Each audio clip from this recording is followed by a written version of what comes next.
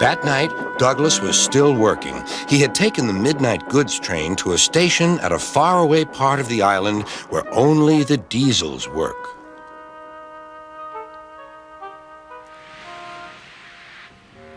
He was just shunting, ready for his return journey, when... That sounds like a steam engine, he thought. The hiss came again. Who's there? Asked Douglas. A whisper came. Are you Sir Topham Hatt's engine? Aye, I'm proud of it. Well, I'm Oliver, and I'm with my brake van towed. We've run out of coal and have no more steam. But what are you doing? Escaping. From what? Scrap. Douglas shivered.